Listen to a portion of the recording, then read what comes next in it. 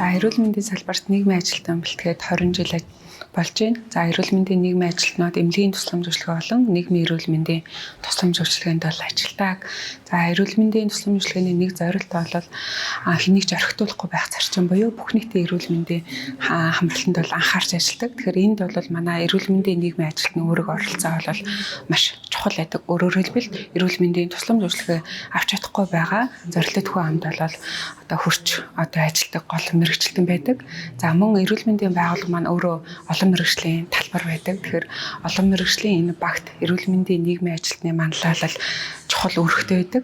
Гэтэ зөвхөн одоо салбар донд биш, салбар хоорондын түншлийг хөгжүүлэхэд бол манай төгсөгчдийн оролцоо олж чухал байдаг. Ер нь бол аль ч одоо мэрэгжил тухайн салбартаа өсөж хөгжих одоо карьер зураглал хөгжил нь тодорхой байх ёстой. Яг манай төгсөгчдийн хувьд бол бас эрүүл мэндийн салбарт өсөж хөгжих тэр зураглал бол бас тодорхой бас хязгаарлагдмал тал байдаг. Тухайлах юм бол яг эрүүл мэндийн салбартаа удирдах албан тушаалтанд ажиллахад нийгмийн ажилтан гэдэг мэрэгжлийн индексээр одоо ажиллах нөхцөл одоо боломж бол хязгаарлагдмал байдаг.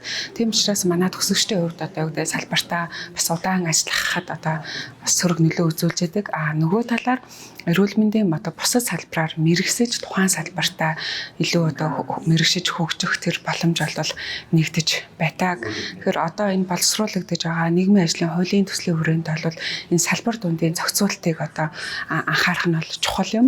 Ялангуяа манай эрүүл мэндийн тухай хуульд яг эрүүл мэндийн нийгмийн ажил гэж хэн болох, ямар чиг үүрэгтэй ажиллах, хаана ажиллах гэдэг одоо чиг үүргийг маш сайн тусгах шаардлагатай.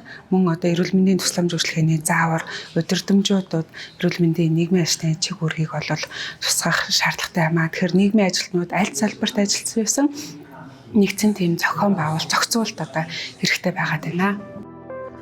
Монгол Улсын их сургууль, шинжлэх ухааны сургуулийн Харьяа, нийгмийн ажлын инновац, туршилт, судалгааны төв.